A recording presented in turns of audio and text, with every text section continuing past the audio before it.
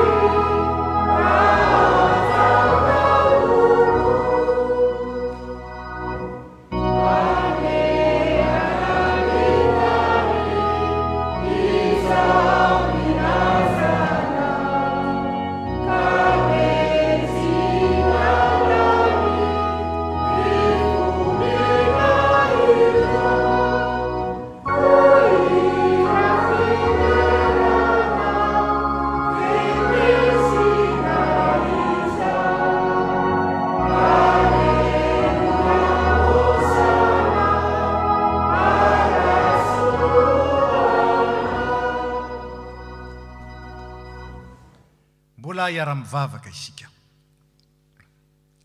Ry Andriamanitra Ray Zanaka ary Fanahy Masina,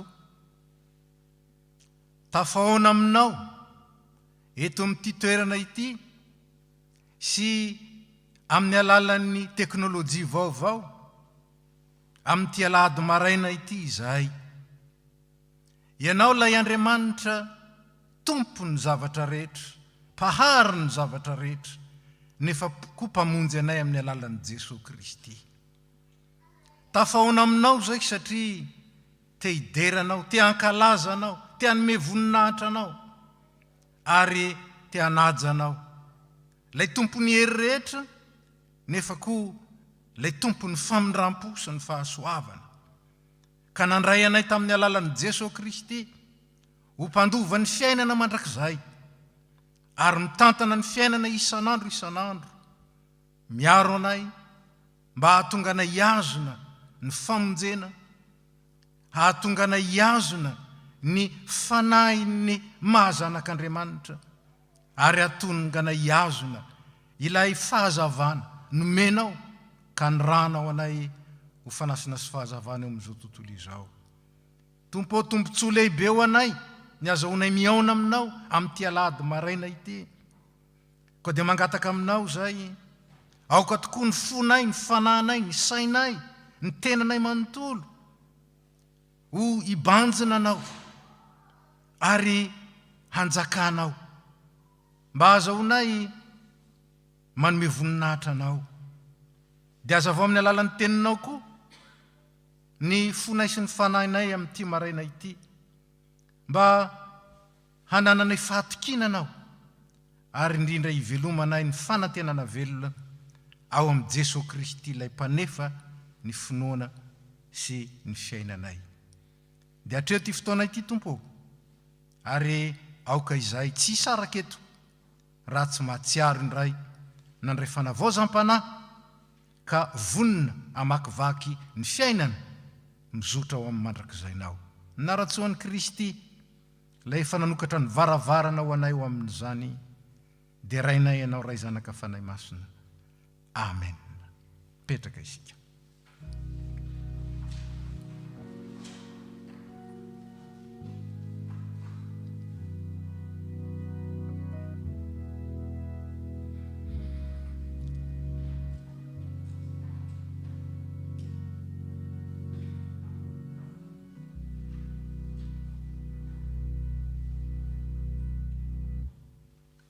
Ry havana malala, manatrika antsika ny Tompo. Saingy tsy ampy raha manatrika eto fotsiny ny Tompo fa tsy ao anatin'ny fontsika. Tsy mitoetra sy monina ao anatintsika. Nefa tsy ho tanteraka zany. Raha mbola misy fakofako-pahotana, raha mbola misy petipetin'ny fahalotona ao anatin'ny fontsika sy ny fanahintsika ary ny saintsika ao. Nefa ray be fitiavana ny Andriamanitsika. Ary zany no mbola nasany antsika indray satria tiany loatra ny anana firaisana amintsika amin'ny alalan'ny zanany anatona antsika andiny tena. Ako ary sika angina. Ary ametraka ny lasantsika, ny ankehitrinintsika, ny fisainana, ny fitepony fo, ny teny rehetra naloka, ny fietsika, ny asa, apetraka ao amin'ny Tompo amin'ny fahanginana izany.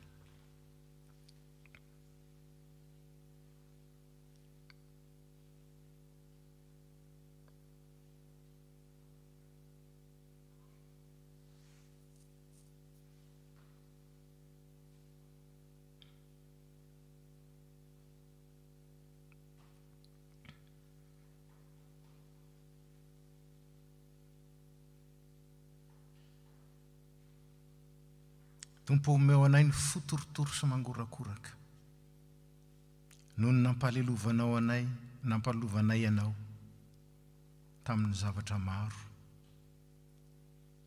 tamin'izay nataonay taminao sy nataonay tamin'ny hafa tsy nankasitrahanao. Omeo anay Tompo ny fo maniry iverinao aminao ka ho diovinao sy havaozonao mba hananana firaisana amin'ny Jesosy Kristy. Ataontsika ny hira 7:7 sy 2. 7:7 sy 2.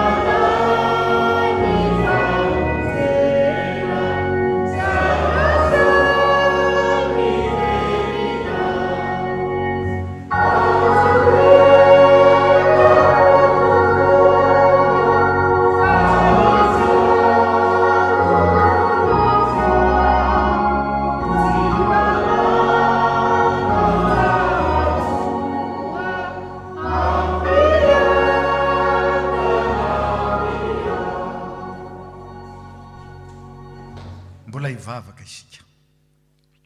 Raha eo tianay dia tianay tokoa ianao, ary rehefa nafoinao aza ny zanako ao lahy tokana mba hamonjy anay ka andehananay mendrika ny zanak'Andriamanitra. Nefa indrisy Tompo, fa tsy ny saina ny fanjakanao zahay, fa nifikitra tamin'izao tontolo izao. Tsy nametraka ny mandrakizainao ho antom-piainanay zahay, fa nananteny izao fiainana izao, ka nanandreny teninao azy zahay tsy nanoa, tsy nanatanteraka izany feno, fa niodikodina, nidifidify, nandà mihitsy aza. Nampafantarinao anay mandrakariva ny sitraponao, kanefa ny sitraponay noezanay, narahina, ary indraindray aza ny sitraponay no antoko ny vavakay fa tsy ny sitraponao. Mahalala ny fahalebiazanao sy ny voninahitra ao zay Tompo, kanefa tsy mahay manetry tena. Anika tsy nahay nanandratra anao. Asainao mifankaty tahaka ny tiavanao anay zahay, kanefa dia fitiavan'olombelona ihany no entinay mitia.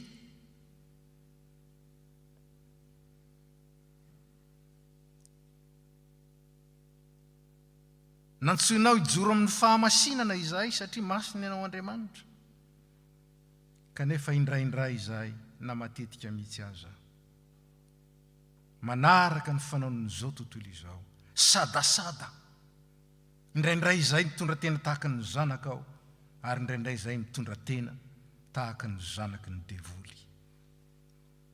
Misaotra anao anefa izahay fa tsy tonga hitady ny marina ianao, tsy zany nanoranao ny zanakao, fa ny mpanota mba hibebaka araka ny iranay nreto ny zanakao na ny fahadala, enoy ny fifonanay, enoy ny vavakay miaraka ny fiangonana. Iranay be famindram-po mitalao aminao zahay, mamelany elokay, diovy zay ho afa-pahotana, sasao zay mba ho afa-keloka, ary avaozy ny fanahinay mba ho veloko ny mpoanao. Ny fitiavan'i Jesosy Kristy zanako mpamonjy anay no angatahanay aminao. Amen.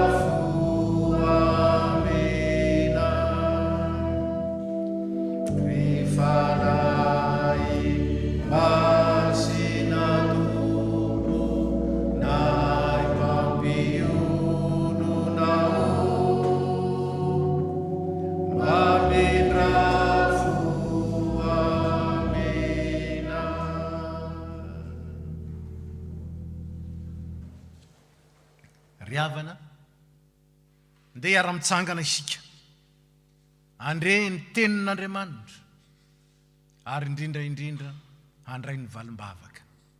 Miara-mitsangana isika. Izao no lazain'ny Tompo, tamin'ny taona fankasitrahana ny nenoko anao, ary famonjena ny namonjeko anao, dia hiaro anao aho ka hanome anao fanekena ho an'ny olona, mba hanangana ny tany indray sy hampandova ny lova zay efa rava, miverena ary zaza-piodina fa hositraniko ny fiodinanao. Ko anao zay ny bebaka marina, dia ambara aminao fa voavela ny elokao, ary amin'izao sisy izao aza manota intsony. Amen. Ataontsika ny fanampiny 4:30 sy 9.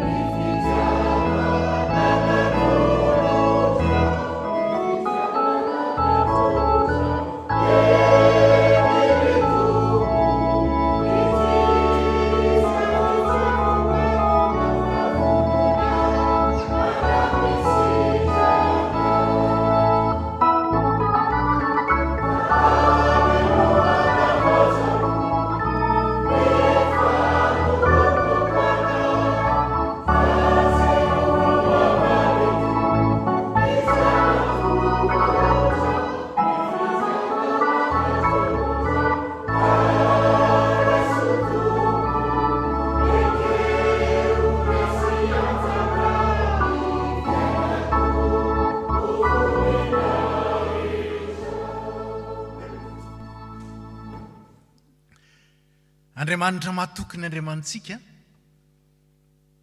Andriamanitra tsy miova amin'ny fanekeny ny Andriamanitsika, fa isika kosa tiany mba hanaja izany fanekena izany, tsy hankatoa azy ihany, fa hanatanteraka ny voaditsika sy ny lokalokatsika teo anatrehany. Ka zao ny sitrapon'Andriamanitra ho antsika izay voavela eloka. Ko raha manana ireo teny fikasana ireo isika ary malala, dia aoka isika hanadio ny tenantsika ho afaka amin'ny fahalitoana rehetra, na amin'ny nofo na amin'ny fanahy, ka hatanteraka ny fahamasinana amin'ny fatahorana an'Andriamanitra.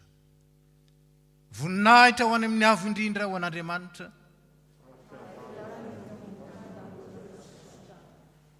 Mipetraka isika.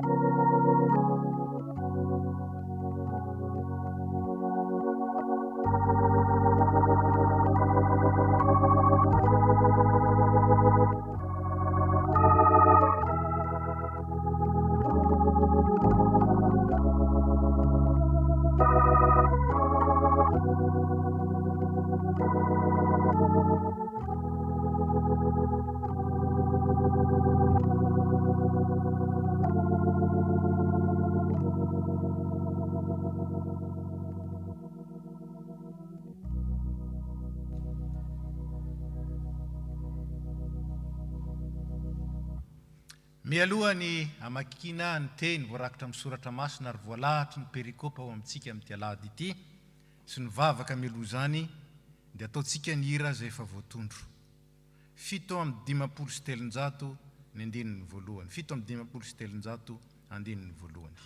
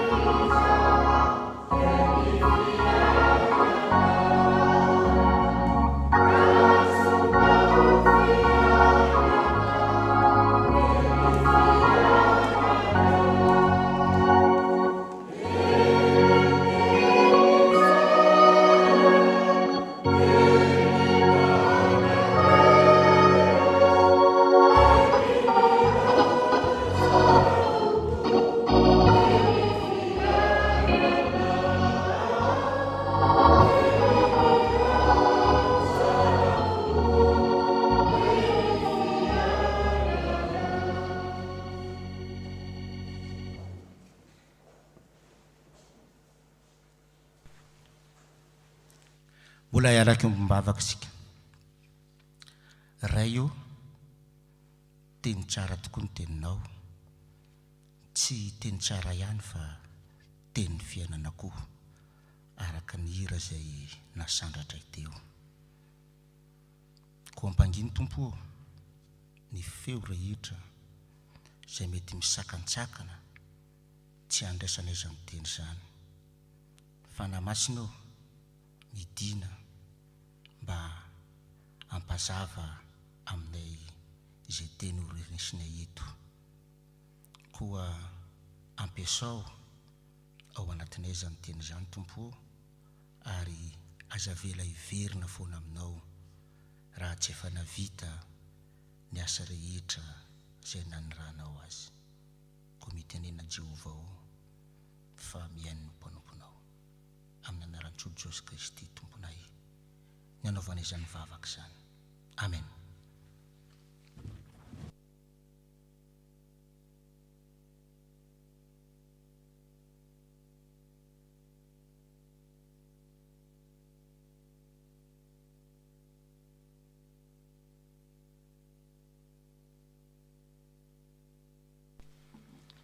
Iaraka makiseny toen'ny soratra masina tsika, izany dia ho hitantsika eo amin'ny boky ny Isaia mpaminany, toko faha-efapolo, ny andininy voalohany ka hatramin'ny faha-raika ambin'ny folo. Isaia toko faha-efapolo, ny andininy voalohany ka hatramin'ny faha-raika ambin'ny folo. Rehefa hitantsika izany dia hovantsika itsika amin'ny anaran'ny Tompo. Ampionony ny oloko i Andriamanitrareo, mitority teny somafaly amin'ny Jerosalema, ka lazao aminy fa vita ny adiny, sady voavela ny eliny, ary efa nandray indroy eny tamin'ny tanan Jehova izy ho valin'ny fahotana rehetra nataony. Injany misy feo miantso hoe manamboara lalana ny anevitra ho an'i Jehova, manaova lalambe an-tany foana ho an'Andriamantsika, aoka asandratra ny lohasaha rehetra, aoka etry ny tendrombohitra sy ny havoana rehetra, aoka ny be havoana ho tonga lembalemba, ary ny tany sarodalàna ho tonga lemaka. Dia iseho ny voninahitry Jehova, ary nofo rehetra hiara-mahita izany. Fa ny vavan'i Jehova no efa niteny, injany misy miteny hoe miantsoa, ary hoy izy, ahoana nefa no antso ataoko? Ahitra ny nofo rehetra, ary ny hatsaran-tarehiny rehetra dia tahaka ny vonin-javatra any an-tsaha. Maina ny ahitra, malazo ny voniny, satria tsofin'ny fofonain'i Jehova ireny. Eny, ahitra tokoa ny olona, maina ny ahitra, malazo ny voniny, fa ny tenin'Andriamantsika dia ahitra mandrakizay. Ry Ziona, izay mitondra teny somafaly eo, miakara ny tendrombohitra avo. Ry Jerosalema, izay mitondra teny somafaly eo, asandrato mafy ny feonao, asandrato fa aza matahotra. Lazao amin'ny tanan'ny Joda hoe, indro Andriamanitrareo, indro Jehova Tompo ho avy amin'ny heriny, ka ny sandriny ihany no hanapaka. Indro ny valim-pitia tolony dia ny aminy, ary ny valinasa omeny dia ho anoloany. Iandry ny ondriny tahaka ny mpiandry-ondry izy, ny sandriny no anangona ny zanak'ondry, ka hotrotrony ao an-tratrany ireny, ary horoany miadana ny ampianahiny.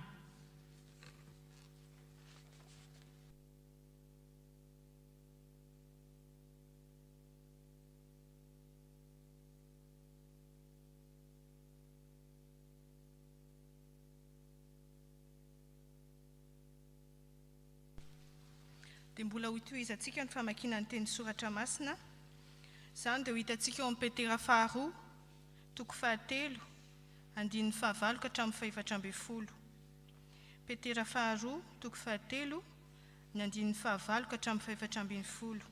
Rehefa hitantsika izany dia vakiantsika amin'ny anaran'ny Tompo. Nefa ary malala, izao zavatra iray aloha izao no aoka tsy ho adininareo. Ny indray andro amin'ny Tompo dia toy ny arivo taona, ary ny arivo taona toy ny indray andro. Ny Tompo tsy hamela ny teny fikasany, araka izay ataon'ny sasany fahelany, fa mahari-po aminareo izy, ka tsy tiany hisy ho very, fa mba ho tonga amin'ny fibebahana izy rehetra. Fa ho avy tahaka ny mpangalatra ny andron'ny Tompo, ary amin'izany ny lanitra dia ho lasa amin'ny firimorimoana mafy, ary ho levon'ny afo ny tenany zavatra rehetra, ka ho dorana avokoa ny tany sy ny asa izay eo aminy. Koa raha ho levona toy izany izao zavatra rehetra izao, dia olona tokony hanao ahoana moa ianareo amin'ny fitondran-tena masina sy ny toe-panaraka an'Andriamanitra, sady manantena no mampahafaingana ny fiavian'ny andron'Andriamanitra, izay ahamay sy ahalevona ny lanitra ary andoro sy ampiempo ny tenan'ny zavatra rehetra. Kanefa isika, araka ny teny fikasany, dia manantena lanitra vaovao sy tany vaovao izay toeran'ny fahamarinana, koa amin'izany ry malala, satria manantena izany zavatra izany anareo, efa mazotoa mba ho hita tsy anatsiana mampondro eo anatrehan'ny Tompo amin'ny fihavanana. Amen.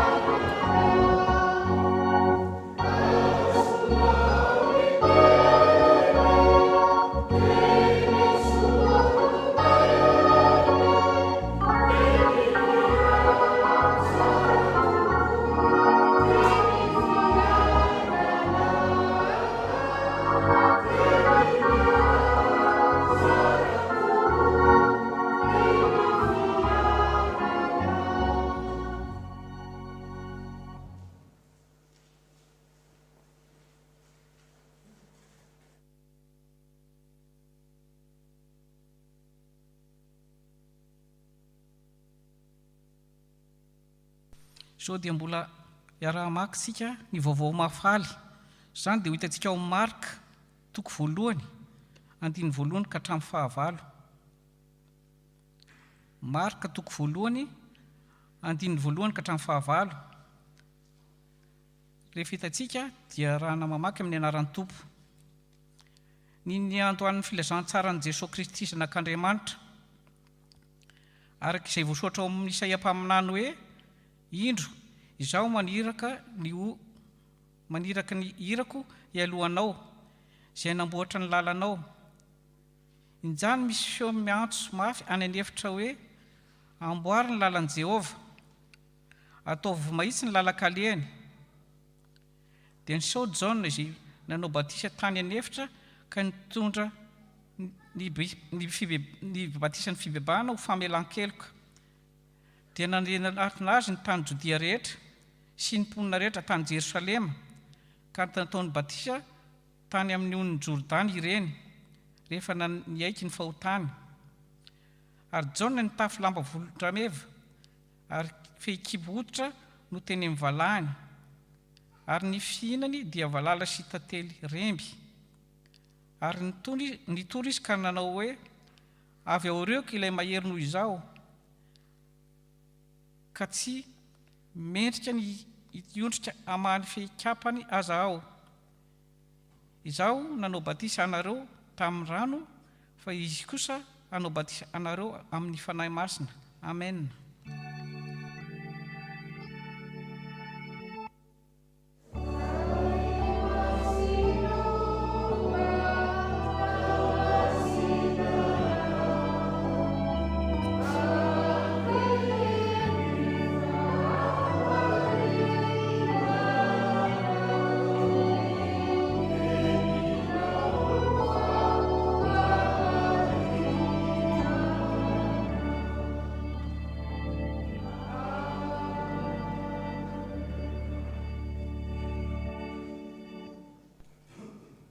Mbola ataontsika ny andiny ny faharoa amin'ilay hira 7 amin'ny 570 no iraintsika teo andiny ny faharoa.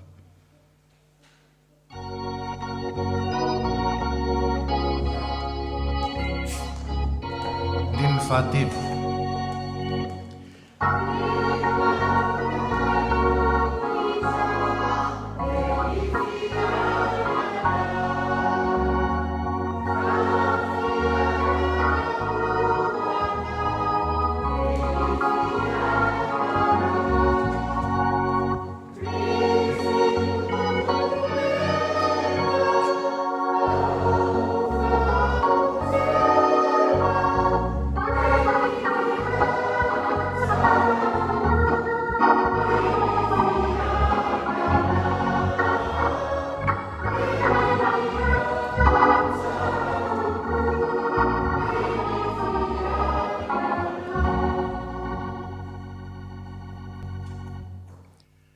Tanteraka sy mikendry ny mandrakizay ny teny fikasan'Andriamanitra.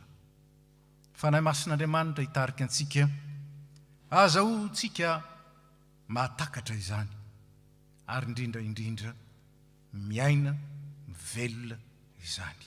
Amen. Mipetraka isika.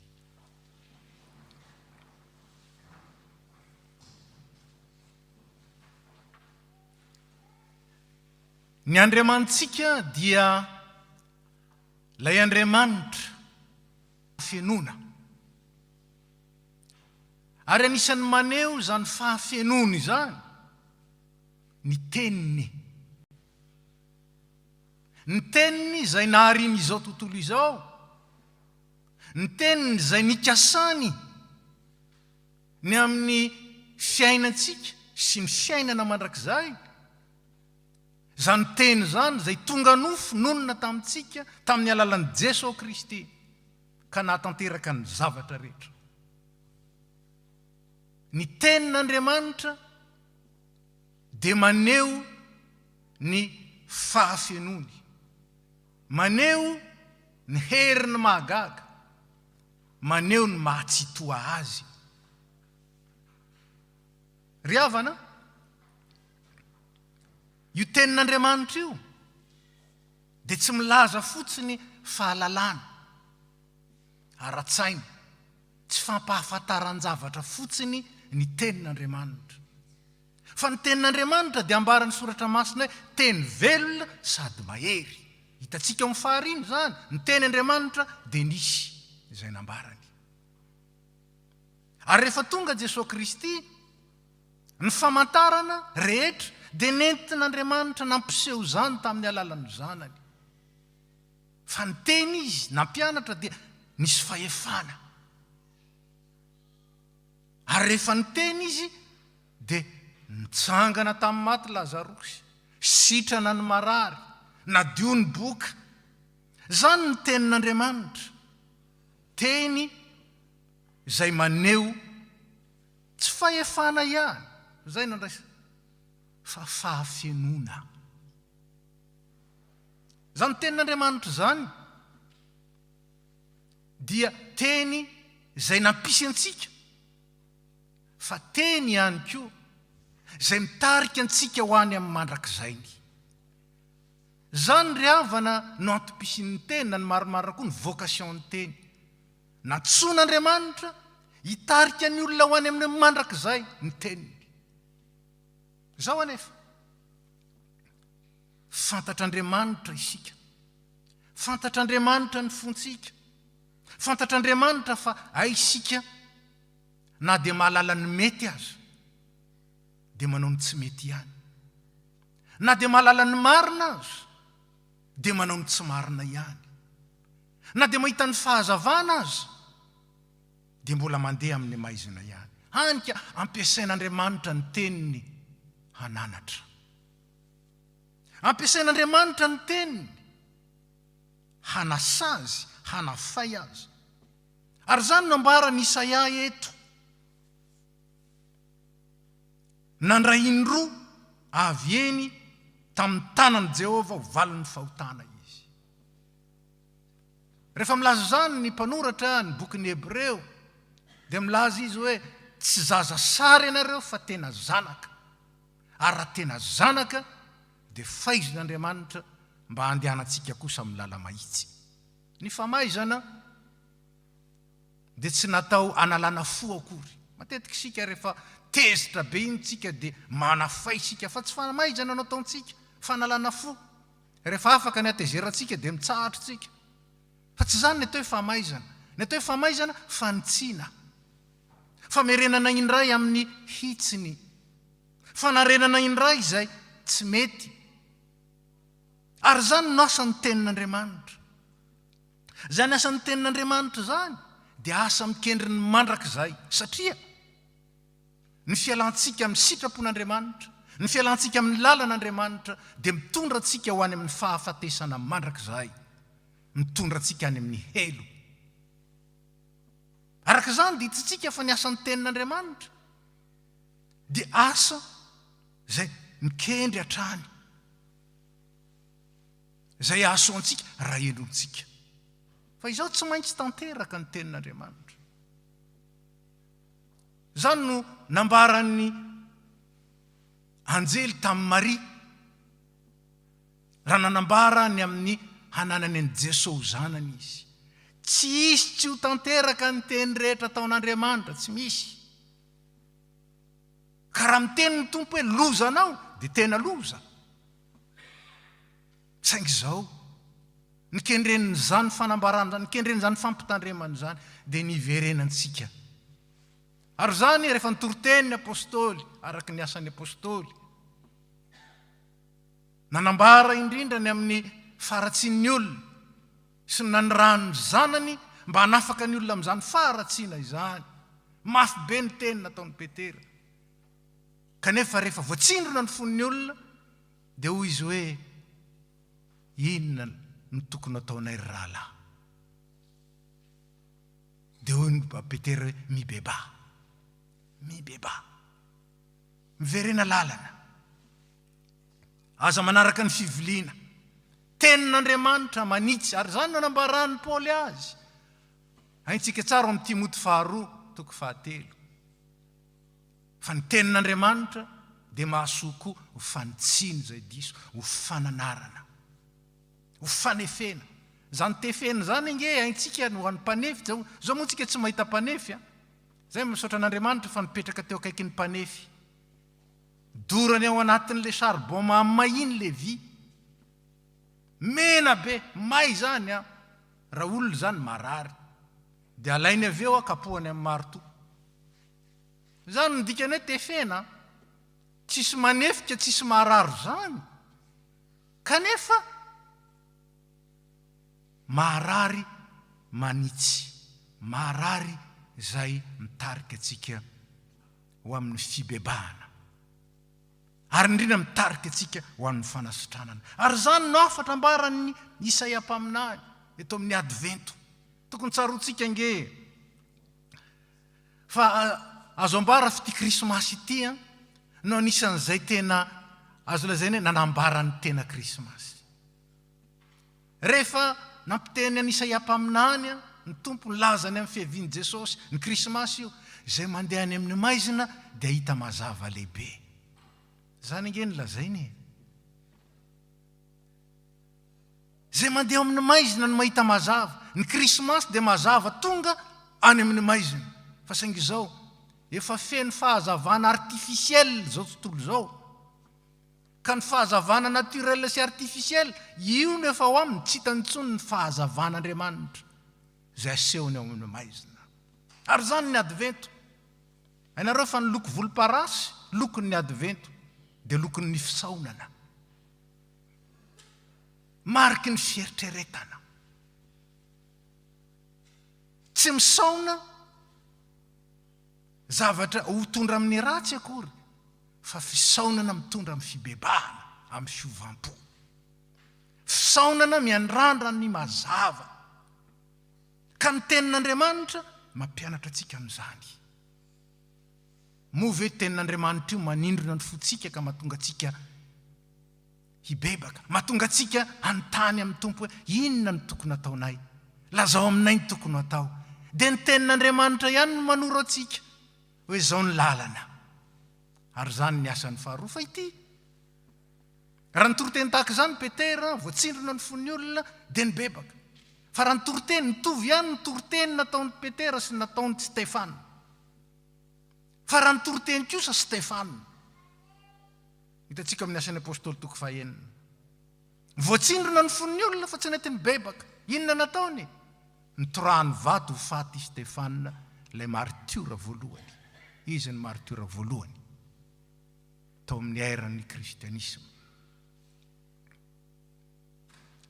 ny tenin'Andriamanitra te hitarika azy ianao handray ny mandrakizay fa raha tsy zany dia manjary ozona mandrakizay fahaverezana mandrakizay fahafatesana mandrakizay izy mahafinaritra nefa ny fomba lazan'ny soratra masina ny fahatsaran'Andriamanitra ka na dia tao amin'ilay firenena maditra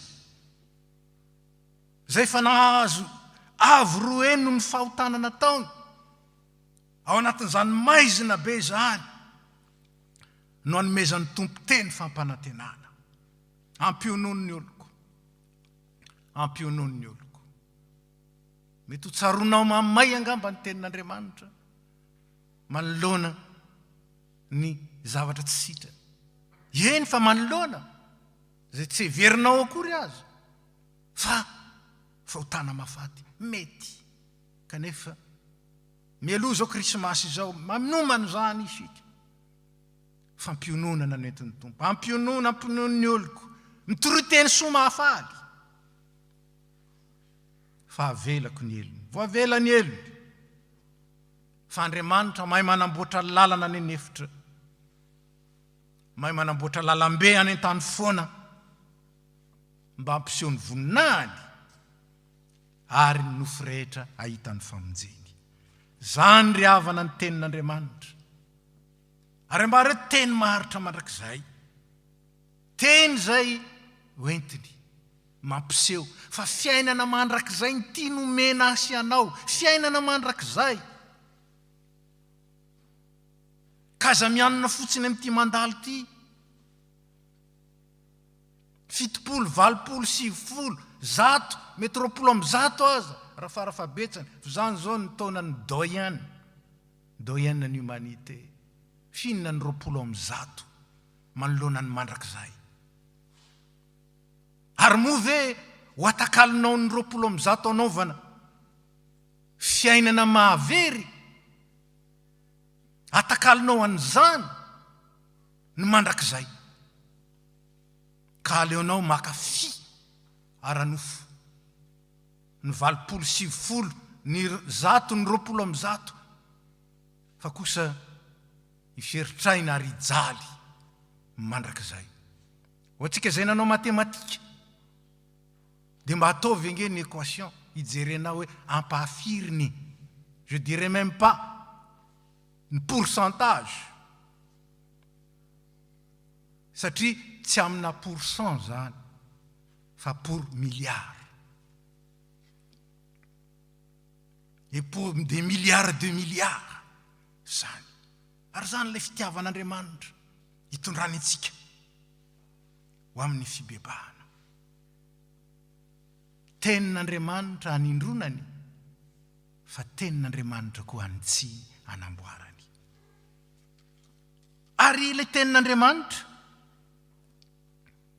zay tsy maintsy tanteraka efa nambarany tamin'ny Isaia io ny teny zay nalaoko ny vavako dia tsy verina foana raha tsy efa natanteraka zay nanirana azy lazay ny mpivavaka taloha mivaky teny teo zany ry havana zany tenin'Andriamanitra zany koa tanterahany raha miteny aminao izy hoe mionona raha miteny aminao izy hoe misy teny soa mahafaly raiso zany ary raiso araka ny teniny satria ao amin'ny teniny ny fahatanterahany zany ao amin'ny teniny ka inona ary no ambarany tenin'Andriamanitra ho an'ny olona zay nandray fibebahana marina inona no ambarany teny mahafaly teny mahafaly fiainana mandrakizay no men'Andriamanitra atsika ao amin'ny zanany zany fiainana zany ka dia misaotra an'Andriamanitra tsika fa mbola avelany aharitra ny teniny avelany aharitra ny teniny avelany mbola hiasa ny teniny anefa atsika anamboatra atsika fa zany ny asan'Andriamanitra dia ny asan'ny teniny ihany endreny amarony ny asanao tompo fa endreny nanaovanao azy rehetra fa fatatsika moa nanaovany azy rehetra tamin'ny teniny zany ny asan'Andriamanitra naniraka ny Jesosy Kristy izy le teny velona le teny tonga nonona tamintsika dia zany ny mahatanteraka ao amintsika no ny finoana azy ny teny soa mahafaly ny teny fikasana ny teny fampanantenana promesse no heviny zany izy izao ary eto amin'ity zao tontolo izao ity isika fatatsika fa andalovana eto iaho hoe 20 taona aloha hatreto tsy fantatro mety hiemitra 30 taona indray eto isika dia amboarin'Andriamanitra sy tefeniny tenin'Andriamanitra isika mba hitsinjo ny mandrakizay amboariny noho izany ny tenin'Andriamanitra aza vela iraraka foana fa teny fikasana tsara reny tsara ny kendreny reny na miteny azy izy hoe lozanao tsara ny kendreny zany satria atonga anao hitodika aminy hibebaka ary raha miteny kosa aza matahotra dia matoky azy satria tanterahany zany tsy maintsy tanteraka izany zany no zava-dehibe tsy maintsy tanteraka noho izany ny tenin'Andriamanitra ihany no miazona atsika zay no miazona atsika mahafinaritra nilazany Davida ao amin'ny Salamo 7:20 ny amin'ity Andriamanitra ity Jehovah ny mpiandry aho tsy hanan-java mahory aho ny heviny moa dia tsy misy zavatra ilaiko ka tsy omeny amin'ny fotoana tsy misy zavatra tokony ho aho ka tsy omeny amin'ny fotoana ary efa nambaro zany fantatr'Andriamanitra ny ondriny mahafantatra ny ondriny mihoatra ny ahafantarany ondriny tena ny Andriamanitra fantantsika fantany aho mihoatra noho ny ahafantarako ny tenako. Ary noho izany ny anjarako mametraka eo aminy ny fiainako mba ho fanany, mba ho ampisotroiny, mba ho tsaboiny, mba ho arovany. Zany ny asan'le mpiandro tsara. Ary zany ny antoka ho antsika eto amin'ity izao tontolo izao ity. Izao tontolo izao zay anjakan'ny fahoriana sy anjakan'ny ratsy. Eto amin'izao tontolo izao no ahitanareo fahoriana ny tompo, nefa matiky zao efa naresy izao tontolo izao. Arak'izany dia mampelantanan'le mpiandro tsara isika eto. Le mpiandro tsara zay fantatry ny ondry ny teniny, arahany ny ondry ny teniny, enony ny ondry ny teniny, miaino tokoa ve isika? Miaino. Eo ampamarana an'izao ry havana dia misy tsy ambaratelo ny pedagôzia an'Andriamanitra. Ny tsy ambaratelo ny pedagôzia an'Andriamanitra dia izao. Eto amin'ity tany fandalovana ity isika feno fakapanahy, anjakan'ny fahoriana, tsy fantatra izay avoaka ny ampitso, ary indrindra eto amin'ny fanjakan'ny ratsy, maizina, zany eto isika. Dia alaim-panahy ny mpianatra, nalaim-panahy ny mpianatra, maika be roviny ianao na merina indray ny fanjakana, maika. Jesosy Kristy nilaza, nivavaka. Zaho mangataka aminao tsy hampiala azy amin'izao tontolo izao. Tsy hampiala azy amin'izao tontolo izao, fa hiaro azy amin'ny ratsy. Hiaro azy amin'ny ratsy. Ary zany nambaran'ny Paoly koa. Paoly dia mba naniriny mihitsy aleo aho any an-danitra fa any tsara lavitra kokoa. Satroko andeha, saingy izao mahasoa anareo ny janonako eto. Misy ilan'ny tompo ahy eto. Ary zany no tsy maintsy takaritsika ambaran'ny tenin'Andriamanitra. Natsangany eto isika vavolombelon'ny teniny. Vavolombelon'ny teniny. Zany teniny zany sady teny manambara mazava ny ratsy. Teny mitaona hiala amin'ny ratsy ary mampanantena ny famonjena sy ny fahatsarana. Zany le teniny. Mijoro vavolombelony zany no antom-pisitsika eto. Zany no antony.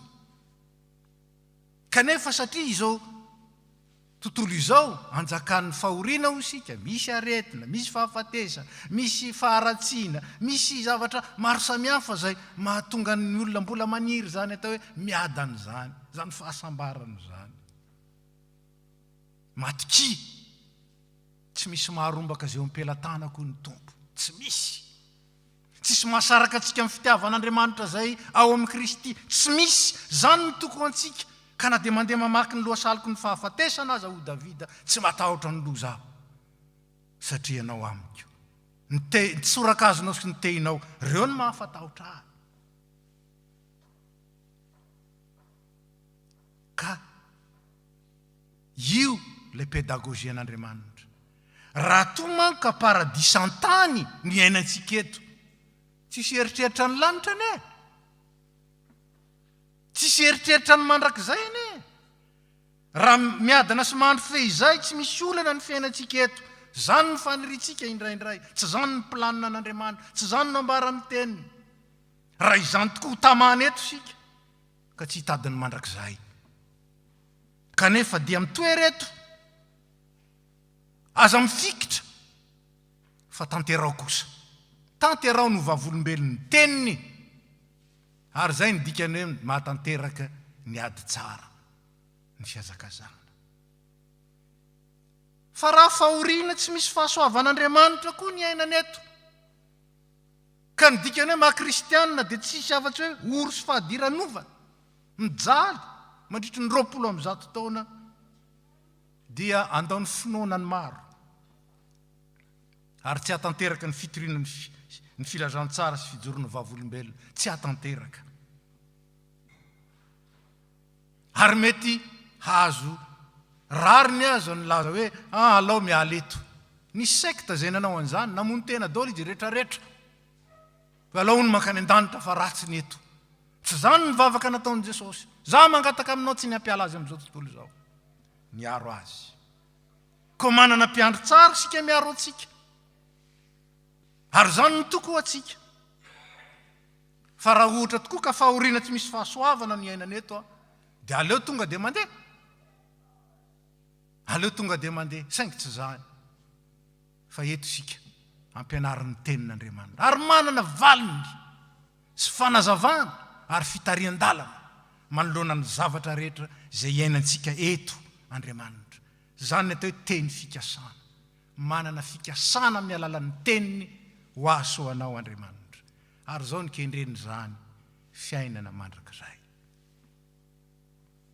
Ho an'izay mitoky amin'ny eto fotsiny dia hoy ny soratra masina, raha amin'izao tontolo izao ihany no anantenantsika ny Kristy, mantra indrindra noho ny olona rehetra isika.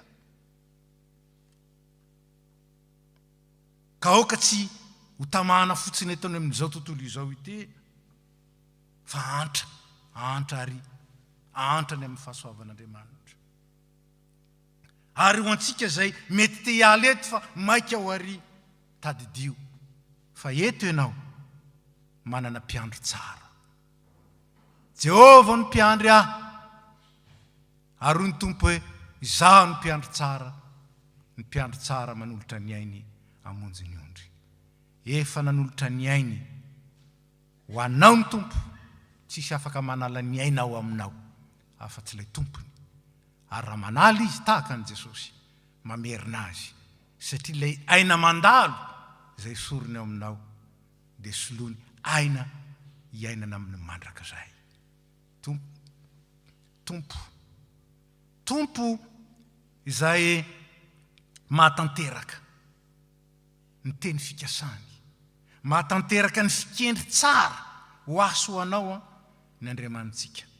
Inona no anjarantsika? Ny mitoky aminy. Inona no anjarantsika? Mifikitra amin'ny teniny. Misy vavaka nampianaran'ny mpampianatra anay milaza hoe, lazavaon'izao izy rehefa mivavaka ianao, raisy ny tenin'Andriamanitra dia lazay hoe ianao nge Jesosy ny teny an'ity. Ianao nge Andriamanitra ny teny an'ity. Ka dia fikiriko amin'ny teninao ianao. Ary zao no témoignage nataony. Rehefa manao an'izany izy dia tanterahan'Andriamanitra tokoa ny teniny. Ry havana, tsy maintsy tanteraka ny tenin'Andriamanitra ary tsy maintsy tanteraka ny fikendrena tsara ho aminy raha toa ka hifikirantsika ny teniny. Tsy maintsy tanteraka ny tenin'Andriamanitra ary tsy maintsy tanteraka ny fikendrena tsara ho antsika ao aminy raha mifikitra amin'ny teniny isika. Miandrandra ny Krismasy isika, ny fahatongavan'ilay teny tonga nofo. Fa tsy tonga fotsiny ka mandalo, fa tonga ho Immanuela, zany hoe ao amintsika Andriamanitra, mitoetra ao amintsika mandrakariva Andriamanitra, ary mitoetra ao amintsika mandrakizay ny zanany. Ka zay manana ny zanaka, manana fiainana mandrakizay. Mandalo olana ianao, mandalo fisedrana ianao, mandalo fitsapana ianao, mandalo anatin'ny aloko ny maizina ianao. Tsarovy, fefa tonga ho anao ny tompo. Ankino aminy, ary ankino amin'ny teniny, ary ao amin'ny teniny. Ary nametrahany andraikitra, nametrahany koa ny atao hoe hitondra sy ampiseho ny voninahiny, ampiseho ny maha-Andriamanitra tsy toa azy, mampiseho ny fahatsarany. Napetranao amin'izany ianao dia izao, isaory izy. Fa zany no asan'ny teniny. Zany no asan'ny teniny ho amintsika. Fa teny fahasoavana koa ny teniny. Teny mandrakizay, fa teny fahasoavana. Zao dia teny fahasoavana zany teny zany. Ary mandrakizay dia ho teny fahasoavana izany teny izany. Raha miadina sy mandry fa izay tsy misy olana ianao, dia tadidio fa tsy isainany mandrakizay. Noho izany avelany ihany ho eto amin'izao tontolo izao. Isainany mandrakizay iomanao amin'ny mandrakizay ary andray ny mandrakizay. Ary ratsapanao fa mavesatra ny fahoriana, mavesatra ny entana, tsy fantatrao zay ao avoaky ny ampitso matoky, manana mpiandro tsara ianao, mpiandro matoky. Zay fa niteny fa tsy misy mahasaraka, tsisy maharombaka zay ampelantanako, tsy misy maharombaka zay ampelantanako. Inonao ve zany teny zany? Inonao ve zany? Ka tonga anao isan'andro na dia mandalo fahasairana, na dia matsiaro reraka aza, faly mitsiky ary misaotra an'Andriamanitra, fa tsy maintsy tanteraka ny teny rehetra alokon'ny vavan'Andriamanitra, ary ho tanteraka aminao ane ny teny fampanantenany, satria mifikitra amin'ny teniny ianao. Raisy ny fitahena. Ho aminareo ny fahasoavan'i Jesosy Kristy, ny fitiavan'Andriamanitra ray ary ny firaisana amin'ny fanahy masina, ampiorina anareo amin'ny fifikirana amin'ny tenin'Andriamanitra, ilay teny velona, ka tonga ny asan'ny teny ho tanteraka ary ny mandrakizay ny kendren'ny tenin'Andriamanitra. Amen. Petraka isika.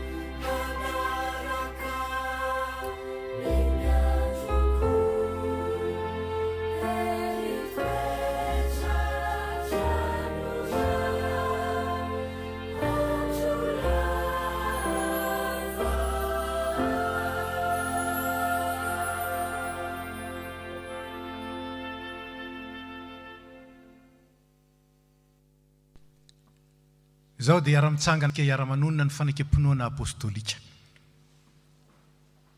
Mino an'Andriamanitra ray tsy tompanao ny lanitra sy ny tany ary tompontsika izay nitorotoronina tamin'ny fanahy masina nateraky Maria Virjiny nijalana napaka Pôntio Pilato nomboana tamin'ny hazo fijaliana maty ka nalevina nidina tany amin'ny Fenatsita nitsangana tamin'ny maty tamin'ny andro fahatelo niakatra ao any an-danitra mipetraka ao kavan'Andriamanitra ray tsy toa avy any avy ny tsara ny velona sy ny maty mino ny fanahy masina ny fiangonana masina manerana izao tontolo izao ny fiangonan'ny olona masina ny famelan-keloka ny fitsanganan'ny tena amin'ny maty ary ny fiainana mandrakizay. Amen. Petraka isika. Zao dia tonga amin'ny fotoana izay anasan'ny tompo antsika iray latabatra aminy isika. Manao ny hira fa 750 isika ny andinin'ny voalohany dia mangataka ny dekona mba hiakatra ety.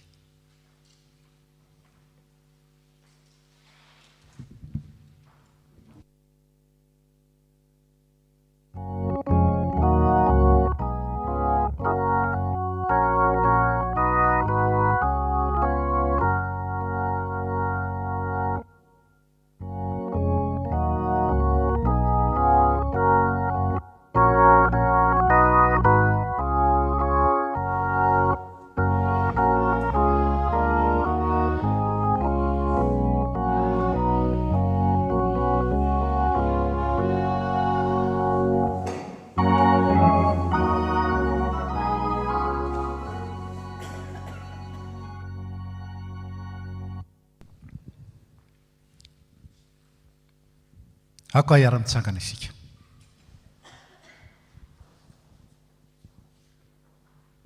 Ho aminareo rehetra ny fiadanan'ny tompo, aoka hifampizara zany fiadanana zany isika hitodika amin'ny aoka vitsika sy akavanantsika anonona ao am-potsika hoe ho aminao ny fiadanana.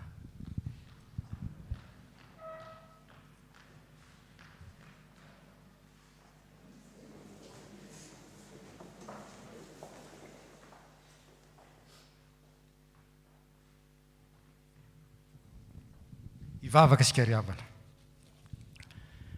Entiko tompo ray masin'Andriamanitra mandrakizay mahefa ny zavatra rehetra. Mety tsy mahavonjy ny isaorana ianao amin'ny fotoana rehetra sy amin'ny toerana rehetra amin'ny alalan'i Jesosy Kristy tomponay izay tianay sy nanolo-tena hamonjy anay. Amin'ny alalany koa ny deran'ny anjely ny fiandriananao sy tsao ny fanapahana sy ny fahefana rehetra anao amin'ny tahotra. Ary arahany fiangonana ny an-danitra sy taty an-tany midera ny anaranao amin'ny fiobiana. Ary zay koa ankehitriny tompo dia miara-manandratra ny feonay aminy ka mifanajana lehibe no hideranay hoe Masina, Masina, Masina, Jehovah Tompo,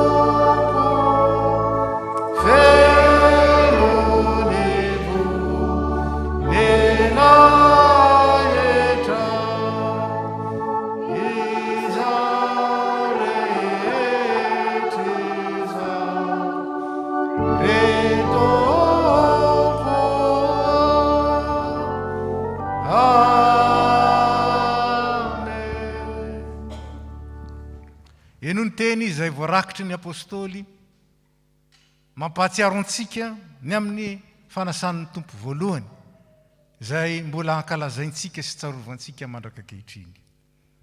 Jesosy Kristy tompontsika tamin'iny alina izy izay namadiana azy dia nandray mofo ary rehefa nisaotra izy dia nivakiny ka hoy izy raiso ano ity ny tenako izay omena ho anareo izao natao ho fahatsiarovana ahy. Ary toy izany koa ny kapoaka rehefa nihinana dia hoy izy misotro amin'ity ianareo rehetra fa ity no rako dia ny amin'ny fanekena vaovao izay alatsaka ho an'ny rehetra ho famelan-keloka. Ka naovinanao vina no misotro ianareo dia izao natao ho fahatsiarovana ahy.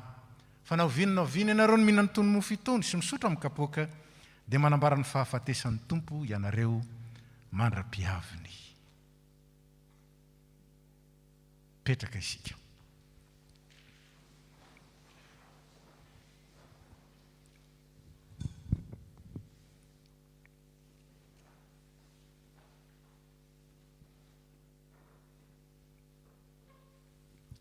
Aoka isika ary atsiaro an'i Kristy le maty ny solo antsika sy nitsangana ho fanamarinana antsika dia ilay fanatim-pihavanana natolotr'Andriamanitra ho antsika izany.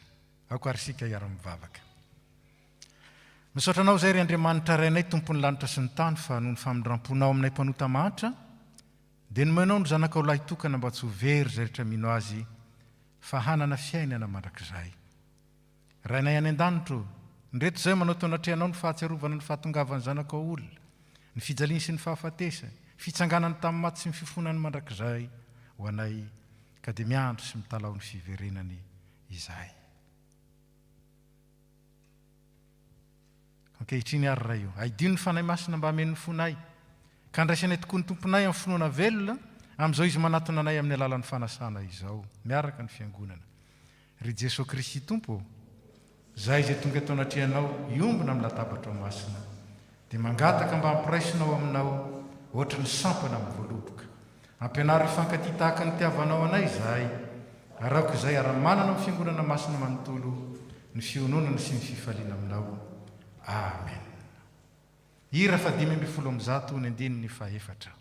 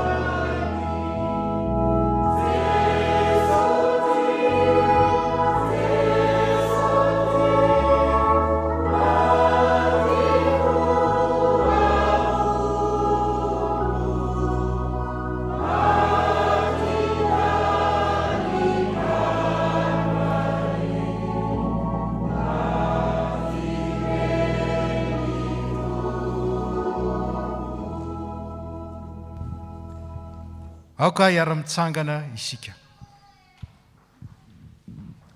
Ny mofo izay vakitsika dia firaisana amin'ny tenan'i Jesosy Kristy Tompontsika. Ny kapoaka ny fisaorana izay isaorantsika dia firaisana amin'ny rano Jesosy Kristy Tompontsika. Hoy ny Tompo, avia, efa voavoatra avokoa izao ny zavatra rehetra. Mahazo mipetraka ny tsy mpandray fanasan'ny Tompo, dia izara ny mofo sy ny divay raha manao ny hira 7:100 isika. 7:100 rehefa tafaverina ty ny dekona ka mahazo ny mofo sy ny divay koa dia mitsahatra ny hira 7:100.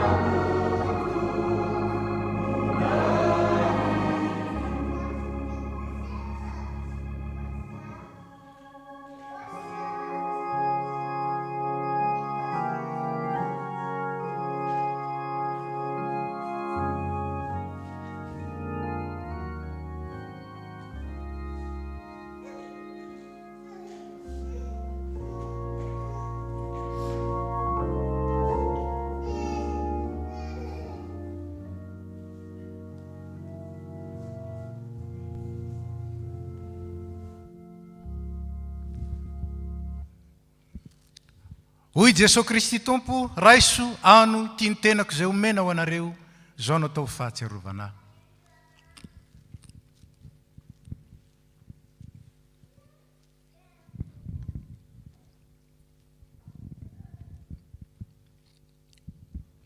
Hoy koa Jesosy Kristy tompo, sotronareo rehetra ity fa ity no rako, dia ny amin'ny fanekena vaovao izay latsaka ho an'ny rehetra ho famelan-keloka.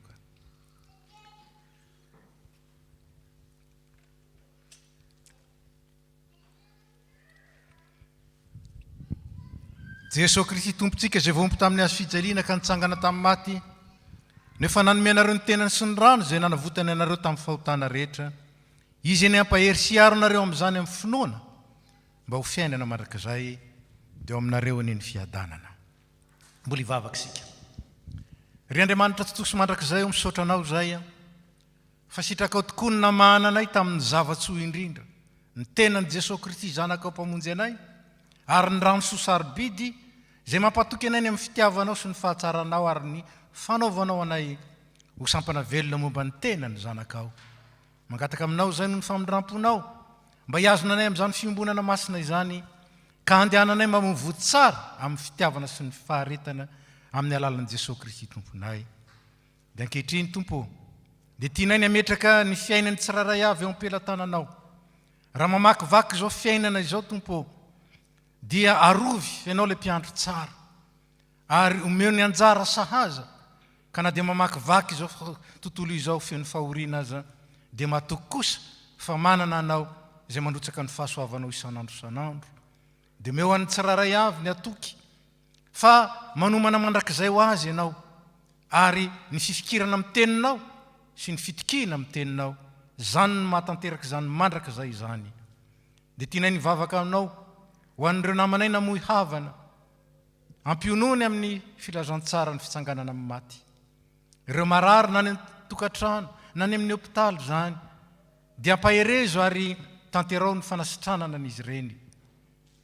Entinay aminao ireo sahirana, ninninona endrika izany fahasahiranana izany, ninninona antony, vonjeo amin'ny fahatereny tompo, ary asehoy aminy fa mpamonjy mora azo amin'ny andro mahory ianao.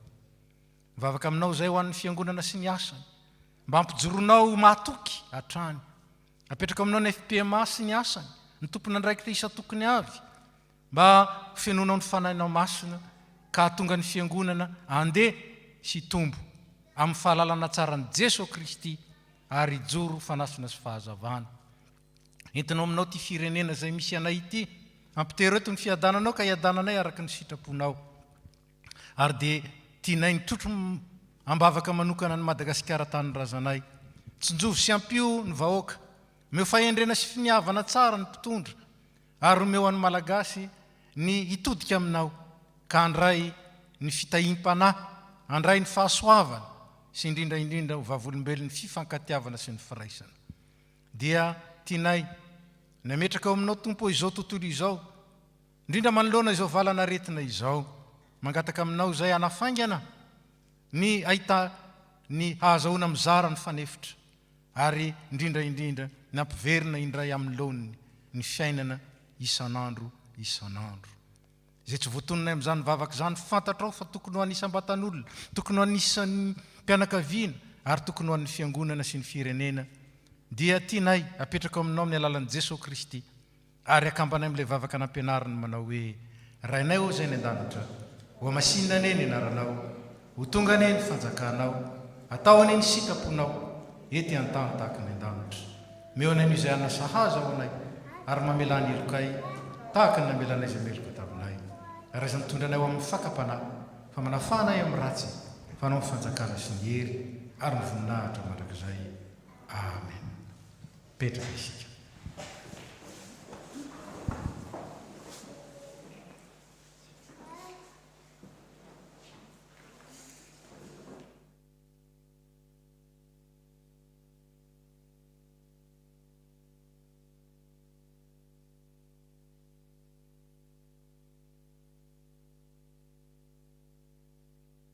Amin'ny fotoana ilazana ny raharaha-mpiangonana isika.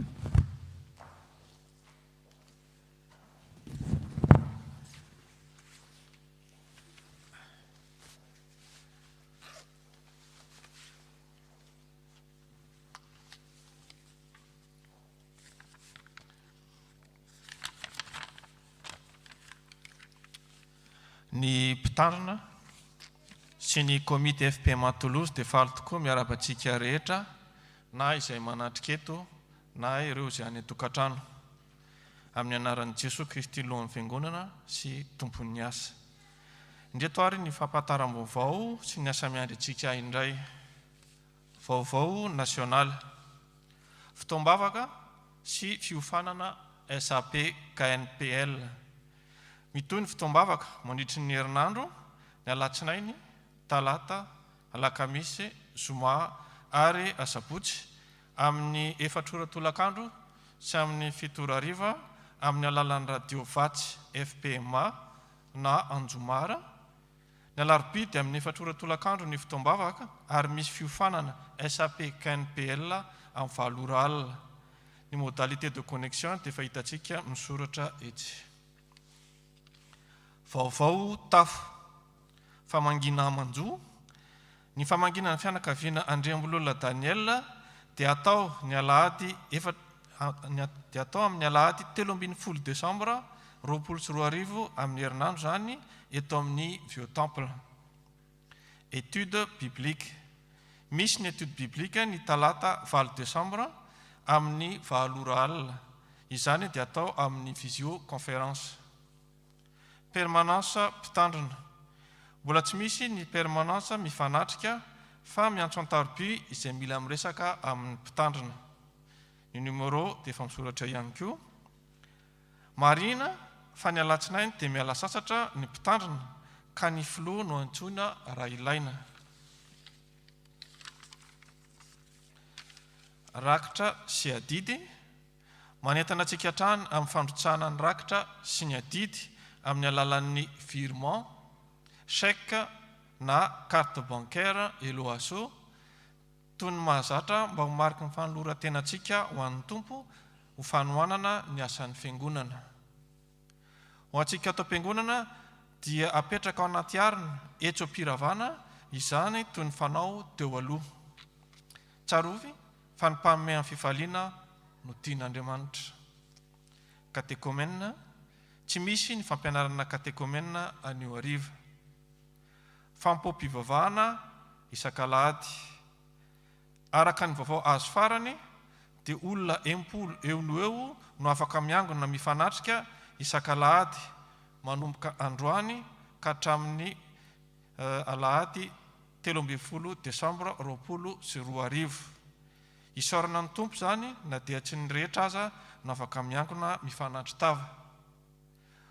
Isy fisoratana anarana ohatry ny fanaontsika taloha indray zany ary alefa amintsika isan-kerinandro ny roy ahafahana manatanteraka izany. Culte action de grâce. Ny FANOMPOAM-PIVAVAHANA hanomezam-boninahitra an'Andriamanitra noho ny mpanompony Germain Andriambololona izay natsony tany aminy sy ho fampaherezana ny fianakaviana dia atao androany amin'ny 4 ora tolakandro amin'ny YouTube noho ny fahamehana ara-pahasalamana. Azo ny rehetra arahina izany fotoana lehibe izany. Alahady ny mpitandrina. Raha tokony ho izy dia nokasiana tao amin'ity volana Desambra ity ny alahady ny mpitandrina.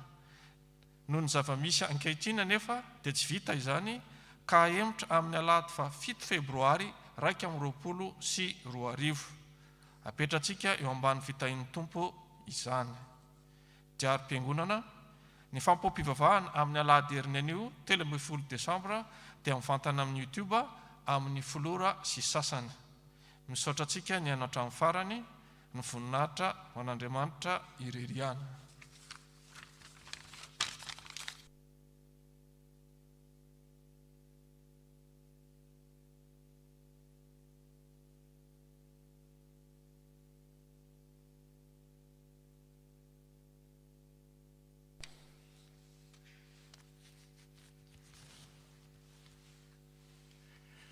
Fanaontsika rehefa alahady voalohan'ny volana tahaka izao ny miarahaba manokana ireo zokiolona ny zokintsika zany izay natratra ny tsingeritaona naterahany tamin'iny volana novambra iny. Misy mirahavavy izy dia Ramatoa Rabotitina Laurence sy Ramatoa Siono Miriam. Na dia fantatray aza fa ny tokantrano nareo manatrika izao fotoana izao dia angatana mba hitsangana ho arabaina amin'ny anaran'ny tompo ary indrindra hotrotrona ambavaka manokana. Dia faly ny fiangonana manontolo miarahaba anareo ary mialapaly aminareo sy ny fianakaviana noho ny fatratraranareo izao tsingerin-taona na aterahanareo izao indray. Zava-dehibe zany ary fifaliana ao amin'ny fiangonana manontolo satria efa nataon'ny tompo piraitam-po isika ary zokinay rehetra sy ray aman-dreninay rehetra ianareo. Ka dia mirary soa anareo indrindra zahay ho tratry ny ela indrindra ary androtsahan'ny tompo fahasoavana isan'andro ane ka ampifaliny amin'ny asany ary ampifaliny eo amin'ny fara amandimby. Ny teny zay voasoratra amin'ny Salamo 120. Indro tsy matory na rehendrehana ny mpiandry ny Israely. Zany Andriamanitra tsy mba mety reraka zany. Zany Andriamanitra mandrotsaka ny fahasoavany sy manavao zany isan'andro zany. Zany ny Andriamanitsika ary zany lay Andriamanitra angatahanay mba mbola omba nareo isan'andro ka na matory ianareo na mifoa na mande ianareo na mandeha dia ho ambanin'ny fahasoavany mandrakariva ary ataony tsara antoka satria izy ilay mpiandry tsara. Dia iara-mivavaka isika. Tompo misaotra sy midery ary mankalaza anao zahay noho ireto zokinay ray aman-dreninay reto no tantaninao narovanao nandrotsahanao ny fahasoavanao na tratra ny tsingerin-taona naterahany indray tamin'iny volana lasa iny. Ny fitahinao sy ny faminramponao no natanteraka izany. Isaoranay ianao, derainay ianao, ankasitrahanay ianao. Ny angatanay aminao ampitero amin'izy ireo ny fifalinao dia ho tanteraka mandrakariva ny fifaliany. Ary aoka ianao lay mpiandry tsara. No navao isan'andro ao amin'izy ireo ny faminramponao sy ny fahasoavanao. Ka ny fiadananao tompo anapaka ao ampony ary ny fitahina avy any ambony irotsaka mandrakariva eo aminy. Ampifalio ao amin'ny asanao ary tario mandrakariva. Itory anambara ny fahatsaranao sy ny asanao mahagaga amin'ny fiainany eo amin'ny taranany. Ary dia angatanay aminao tompo zay tsy haina tononona amin'izany vavaka zany. Fantatrao fa ho an'izy mirahavavy omeo fieno tanterao ary dia anao midera ny aja ny voninahitra ny fiandrianana mandrakizay. Amen. Dia mahazo mipetraka ianareo dia mirary soa indrindra tompoko. Fanao antsika koa miarahaba ny vahiny zay sendra tonga mandalo ka manatrika izao fotoam-pivavahana zao. Raha misy amintsika ao anatin'izany angatana hitsangana. Tsy misy. Dia misaotra ny tompo isika natanteraka izao fotoana izao, mamarana ny fotoana isika. Ka eo am-pitsanganana ny anaovantsika ny hira 3:700, ny andininy voalohany sy ny fahaefatra, mialoha ny afatra sy ny tsodrano. Iara-mitsangana isika manao ny hira. Amen.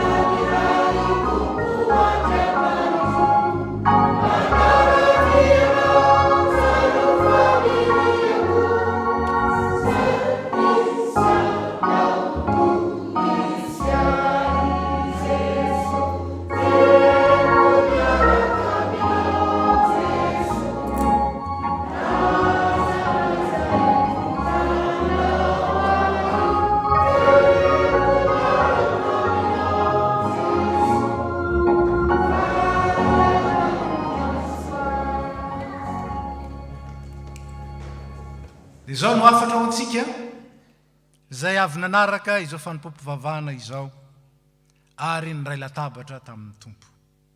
Ko amin'izany isikiny ny sainareo dia mahonona tena ka antenao tsara ny fahasoavana izay hoentina ho anareo amin'ny isehoan'i Jesosy Kristy tahaka ny zanaka manoa, tsy mitondra tena araka ny filanareo fahiny tamin'ny tsy fahalalanareo fa araka ny fahamasinan'ilay niantso anareo, dia aoka mba ho masina koa ianareo amin'ny fitondran-tena rehetra, satria voasoratra hoe ho masina ianareo satria masina aho.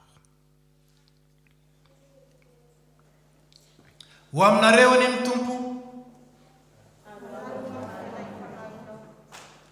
hita ianareo any amin'ny tompo ka hiaro anareo, ampamirapiratra ny tavany aminareo any amin'ny tompo ka hiantra anareo, anandratra ny tavany aminareo any amin'ny tompo ka hanome anareo fiadanana. Mandehana ny fiadanan'ny tompo hatramin'izao koa mandrakizay. Amen. Voninahitra ho an'Andriamanitra ray zanaka ary fanahy masina izay hatramin'ny taloha indrindra ka ho mandrakizay. Amen. Mandehana ny fiadanana ka manontony ny tompo.